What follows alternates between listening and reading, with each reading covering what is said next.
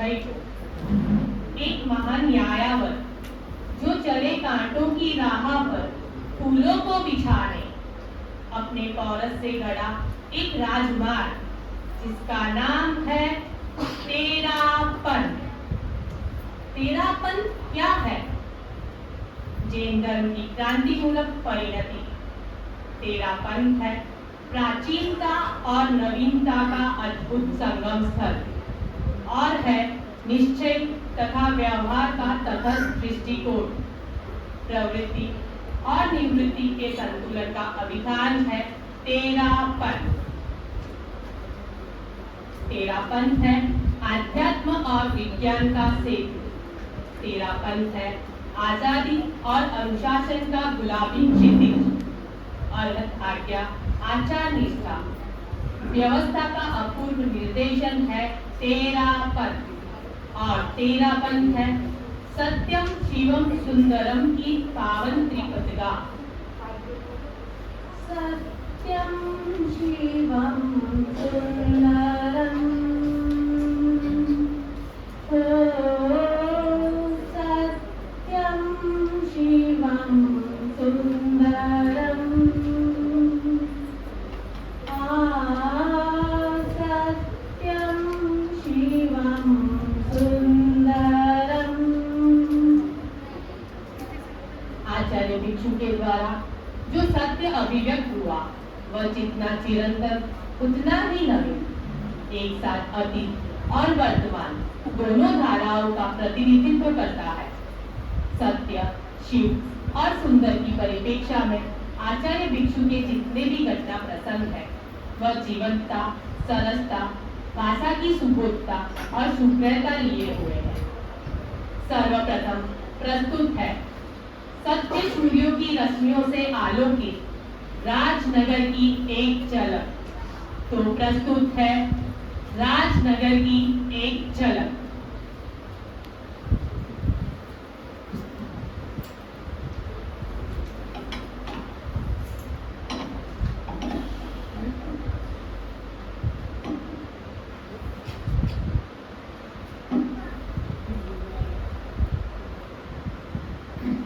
क्यों भाई, क्या बात है?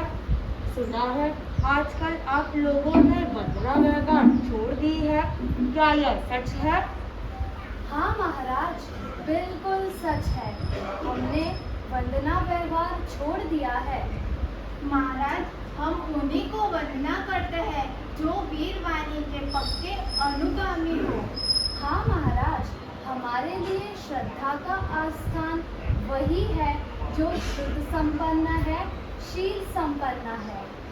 तो क्या हमारे में आचार और श्रद्धा नहीं है? हम अपने मुंह से ये नहीं कहते महाराज, आप स्वयं आत्मज्ञ है, सत्य शोधक है। पर हाँ, एक बात जरूर है कि हम राजनगर के श्रावक हैं। इतने बोले व कच्चे नहीं जो यूं छोटी छोटी बात पर अपने पुनीत कर्तव्य वंदना व्यवहार को छोड़ दे। हाँ महाराज, आज मैं यह कह सकता हूँ कि आप लोगों में ना शुद्ध श्रद्धा है और ना ही शुद्ध आचार। पांचवें आर्य की दुहाई देकर खुद भ्रांत हो रहे हैं, सुविधावाद में फंस रहे हैं और हमें भी भ्रमित कर रहे हैं।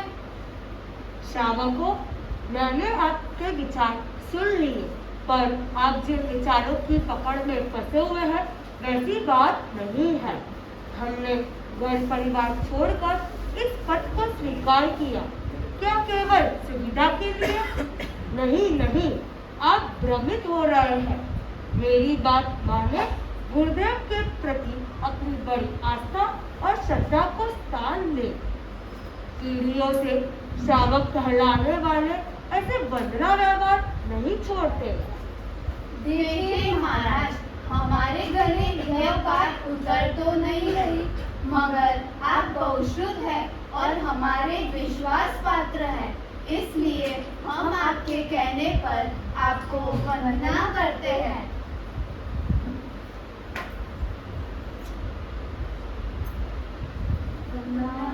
नमस्कारामि सकाले समाने कल्याणं मंगलम वीर्यं शैर्यं वचसं मध्ये रात रात में इतिहास बदल जाता है, बात बात में विश्वास बदल जाता है। रात्रि में आचार्य भिक्षु का शरीर तीव्र ज्वर से पीड़ित हो गया। तन का ज्वर मन ज्वर में बदल गया। सत्य स्वर्ण पर आई हुई असत्य की कालिमा उस ताप में पिघलकर बह गई। स्वर्ण का वास्तविक रूप निकला। गहन चिंतन के क्षणों में उन्होंने पाया, राजनगर के श्रावक सही है, सत्य के जिज्ञासु है। मैंने यह क्या किया? अनर्थ, महा अनर्थ। यदि इस समय मेरा आयुष्य पूरा हो जाए तो मुझे दुर्गति से कौन बचाएगा? जयाचार्य के शब्दों में उनके दर्दिले पर सत्य परक स्वर निकल पड़े। ताम श्राव का नेतगा बोलिया भिक्षु वाय, हे साचा शुद्ध थाई थी, मैं झूठा छेताई।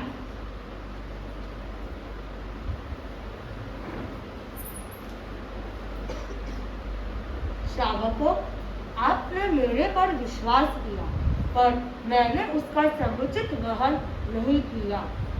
रात्रि में मेरा मन उत्ताप से कांप उठा। आप लोग सत्य का प्रतीक हो रहे हैं। मैं पुनर्विचार करूंगा, आगमों का तत्स्पर्शी अध्ययन करूंगा। तरंतर मुझे जो सत्य का आलोक प्राप्त होगा उसे मैं आप लोगों में बांटूंगा। धन्य हो महाराज, हमें आपसे ऐसी ही आशा थी। हमारा विश्वास विफल नहीं हुआ। आपकी यह सत्य प्रतिज्ञा सुनकर हम धन्य हो गए। आज हम सब आपको हृदय से वंदना करते हैं।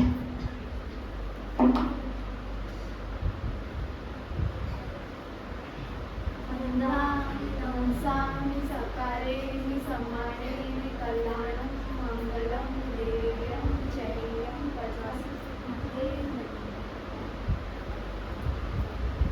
सत्य की एक चिंगारी ने असत्य के विशाल ढेर को भस्म कर दिया। आचार्य भिक्षु ने सत्य के साथ दिया शिव का मार्ग, शुद्ध आचार।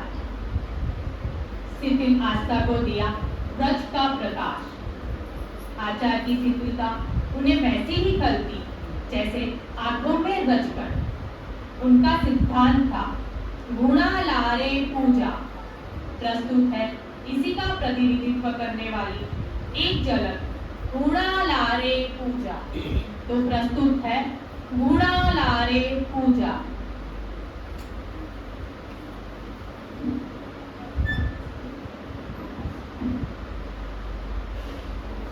जिन मार्ग में देख लो गुणारे पूजा है, जी गुणारे पूजे टिका ते मार्ग दूजा है। नी गुणारे पूजे टिका ते मार्ग दूजा है। विकर्ण जी हे केवो के गुणा लारे पूजा हो गई, पर आ बात तो हमारे घटोघट वो उतरे नी। विकर्ण जी थे ही बताओ। विकर्ण जी थे ही बताओ। मैं तो कोई सर्वज्ञ तो हाँ कोनी। मैं की जान सका कि ये साचा कि ये काचा। देखो विकर्ण जी, मैं तो जीके रे हाथ में ओगो हो गए और मुंडे पर मूर्ति बांध्योड़ी हो गए। बिने ही साधु मान रे वंदना कर लिया। अच्छा, तो तारे ओगो ने मूर्ति बन लिया है। हाँ विकर्ण जी, मारे तो आ ही पहचान है और माँ बीरी ही पूजा आरती करा। देख थारे देखी बनिया है तो मैं थाने एक सुझाव दूं कि थे ओगो ने मूर्ति ने वंदना करो, फिर उसी पे लगाने वंदना करो, जिके तुझे बढ़िया है। आ बात भी ठीक है, पर पहला ये तो बताओ कि मैं किने वंदना करा और किया करा। अच्छा बताओ, मैं थाने पूछूं ओगो क्या बने? वाह विकर्ण जी वाह। हाथ में तो थे ओगो रखो और पूछो मने कि ओगो क्या सु बने। ओगो बने ऊनशु। और ऊन कटेसु आवे? ऊन कटेसु आवे, ऊन आवे भेड़स्यु।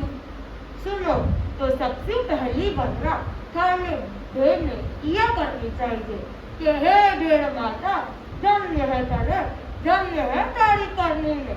जिकेसु મારે મુનિ જીરો ઓગ્યો બન્યો હે अच्छा अबे बताओ मुक्ति क्यों बने मुक्ति क्यों बने? मुक्ति बने कपड़े शू और कपड़ों बने कपाशू। मुक्ति कपासी बने ई वास्ते तो थाने कपास रे पौधे करने रे जाए मेरी आरती पूजा करनी चाहिए कि हे कपास रा पौधा मैं थाने लुलक लुलक वंदना करूं क्योंकि थासु मारे मुनि जीरो मुक्ति बने है। नहीं विखंड जी नहीं, अबे मारे समझ आएगी कि पूजा आचार्य होवे वे श्री को होवे ही है रुपया निनियाण में विमल विनय आचार शेष एक रुपया विद्या कला प्रचार विद्या कला प्रचार। विखंड जी हूँ 5वें आरे में तो शुद्ध साधु पढ़े की बात गप है ढोंग है। ई आरे में तो न कोई शुद्ध साधु पढ़ो पाल्यो न कोई पाले। इसी बात तो बोली 5वें आरे और 4थे आरे रो के संबंध मैं थाने पूछूं और 4थे आरे में तेलो कितना दिनारो तो तेलो 3 दिनारो तो और आज तेलो कितना दिनारो हुआ ईरो के केनो तेलो तो आज भी 3 दिनारो ही होवे। अच्छा 4थे आरे में कोई एक तेले में कोई एक बुंगड़ो खाई लेवे तो काई तो काई तो तेलो भंग हो जातो और आज खाई लेवे तो कई तेलो आज भी भंग होवे। तेले में 5वें आरे और 4थे आरे में काय फर्क पड़सी कोण तो जान वाला 7 पड़ा में काय फर्क पड़सी। भिखन जी मैं सुनी है कि 5वां आरा में कोई 2 घड़ी शुद्ध साधु पनो पाल लेवे तो ये सीधो मुक्ति में जावे। वाह भाई अगर 2 घड़ी शुद्ध साधु पनो पाया मुक्ति होती होवे तो मैं 2 घड़ी सांस रोकने बैठ जाऊं पर किया कोनी होवे मुक्ति नो मेड़ो वही जा सके जीरी आत्मा निर्मल और भावना पवित्र होवे। ठीक है भिखन जी ठीक है, अबे मारे समझ आएगी। सत्य कभी परिवर्तित नहीं होता, वह होता है देशातीत कालातीत। सत्य का उपासक मौलिक दर्शन और सिद्धांतों के साथ जीता है। भिक्षु के विचार दर्शन ने उन्हें सिद्धस्थ दार्शनिकों की श्रेणी में पहुंचा दिया। इसी संदर्भ में प्रस्तुत है दान दया का सरस प्रसंग विभाज्यवादी शैली में। तो प्रस्तुत है दान दया का सरस प्रसंग।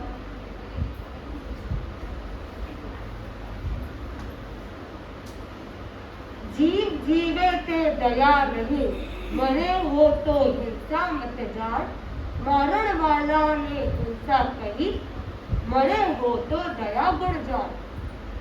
भिखन जी सुना है आप आपके श्रावकों को दान देने की मनाही करते हो, ऐसा क्यों? हाँ भला सभी धर्म शास्त्रों में तो दान की महिमा गाई जाती है। दान से पुण्य होता है, स्वर्ग मिलता है, फिर आपके श्रावक दान क्यों नहीं देते? हमारे श्रावक दान नहीं देते, इसमें तुम्हें क्या आपत्ति? दान देना न देना किसको देना ये उन्हें विचारने की जरूरत है। आप क्यों चिंता करते हो? वाह भिखन जी, आपके श्रावक दान नहीं देते, वे इतने कंजूस होते जा रहे हैं, उसका बड़ा दुख है।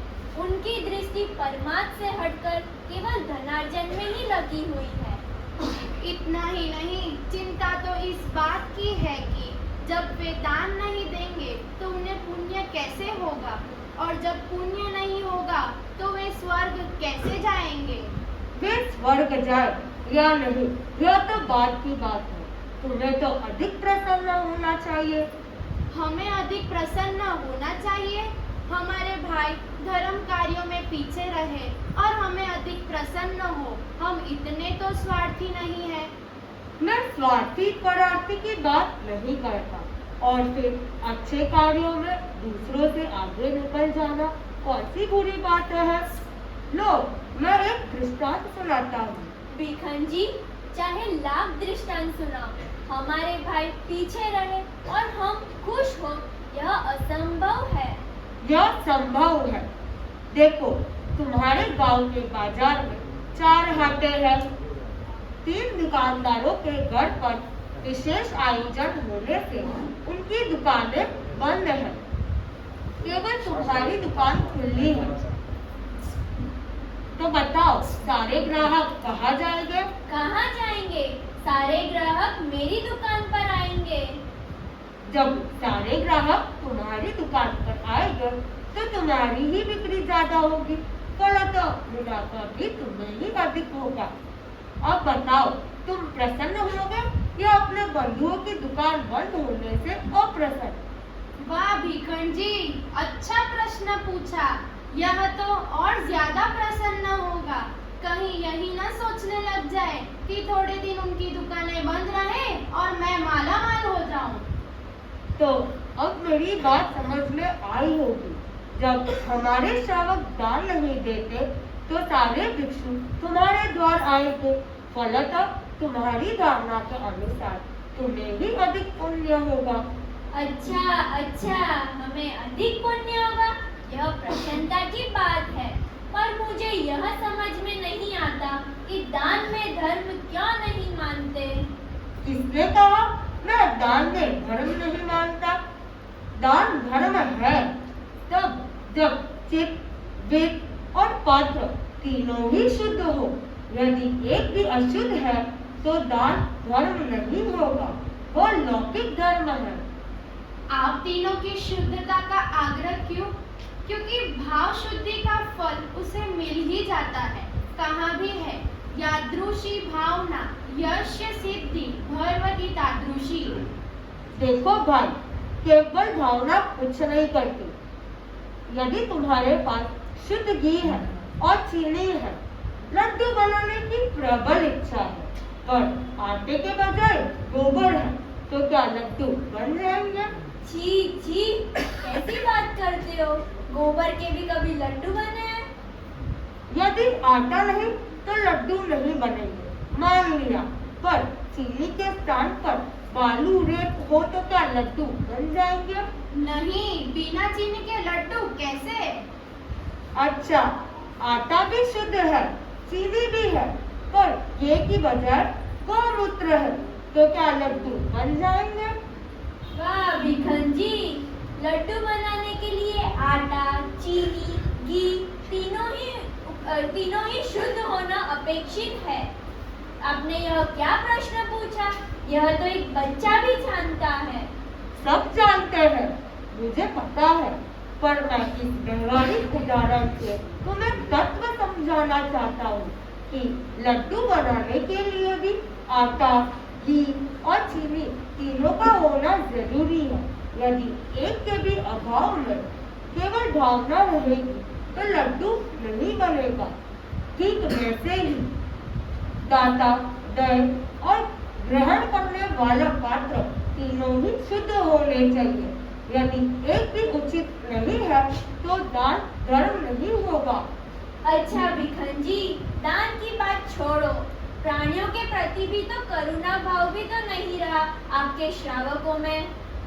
हाँ, चलते हुए बाड़े से घायों को निकालना, बिल्ली के मुंह से चूहे को छुड़ाना, चींटियों को बचाना जैसे करुणाजनक कार्यों में धर्म नहीं होता। गायों, चूहों और चींटियों को बचाना धर्म है या नहीं, यह चर्चा हम बाद में करेंगे। पहले मैं कुछ प्रश्न पूछता हूँ, उसके उत्तर दो। हाँ हाँ पूछिए, हम तैयार हैं। बताओ, चींटी को जानना ज्ञान है या चींटी स्वयं ज्ञान है? ज्ञान तो चींटी को जानना ही है। अच्छा, चींटी को समझना सम्यक्त्व है या चींटी स्वयं सम्यक्त्व है? वाह भिखन जी, चींटी क्या सम्यक्त्व विद्यत्व होगी? चींटी को चींटी सम समझना ही सम्यक्त्व है। ठीक है, अब यह बताओ, चींटी को मारने का त्याग करना दया है या चींटी रही वो दया है? दया तो चींटी रही वही है। देर मत छोड़ो अपना पूर्वाग्रह। तुमने एक मरती हुई चींटी को बचाया, वो तो तुमने एक मरती हुई चींटी को बचाया। थोड़ी देर बाद एक तेज हवा का झोंका आया और चींटी उड़ गई। इसका मतलब तुम्हारी दया भी उड़ गई, ठीक है ना? नहीं नहीं, दया कैसे उड़ सकती है? दया नहीं उड़ेगी चींटी के साथ। आश्चर्य है, दया चींटी रहती है तो दया रहती है, और चींटी उड़ गई तो दया नहीं उड़ी। आखिर क्या है तुम्हारे दया का स्वरूप? मैं भी जानना चाहता हूँ कि दया क्या है। मुझे हमें ठीक से समझाने की कृपा करें।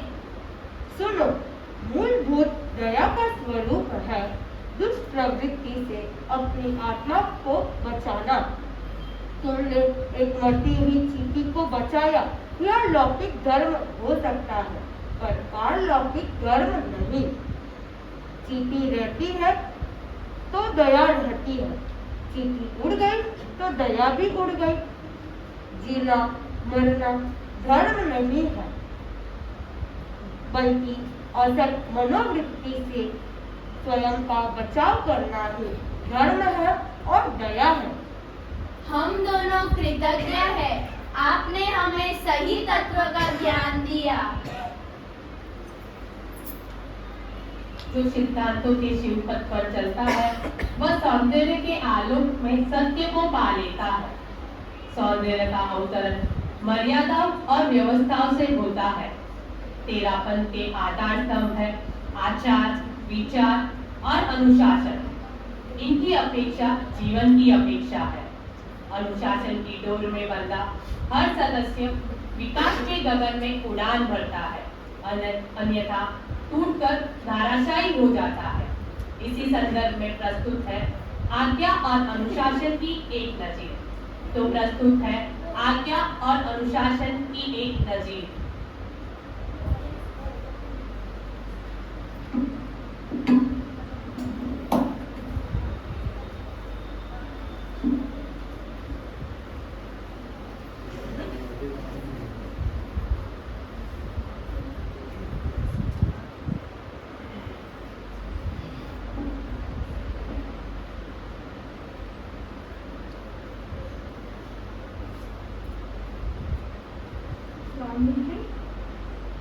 स्वामी जी, मैं एक वैरागी तैयार कर रही हूँ।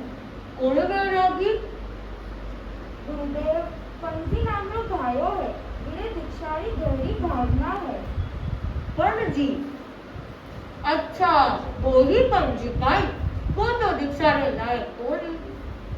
गुरुदेव, मेरे दीक्षारी गहरी तड़प है और सीखने भी चौको कर रही है। देख भाई, सीखने में साथे दीक्षारो काय संबंध कोनी।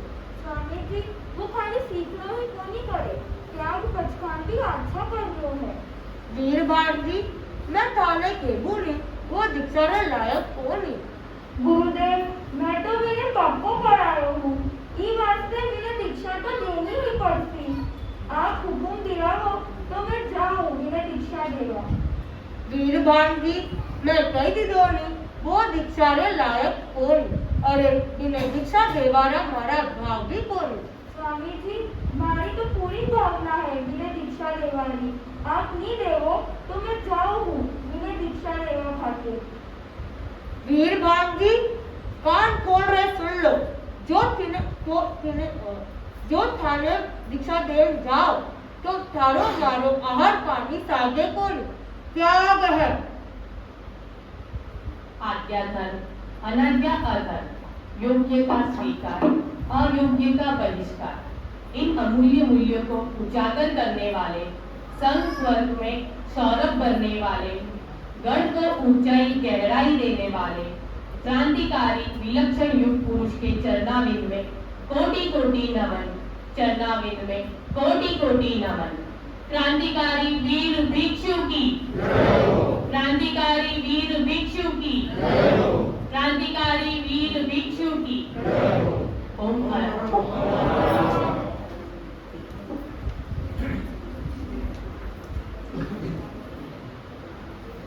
शिथिलता के वातावरण से दूर होकर के धर्म क्रांति के बीच होने वाले आचार्य भिक्षु ने तेरा पंथ का आलोक दिया। कहा गया है, आपने देखा और सुना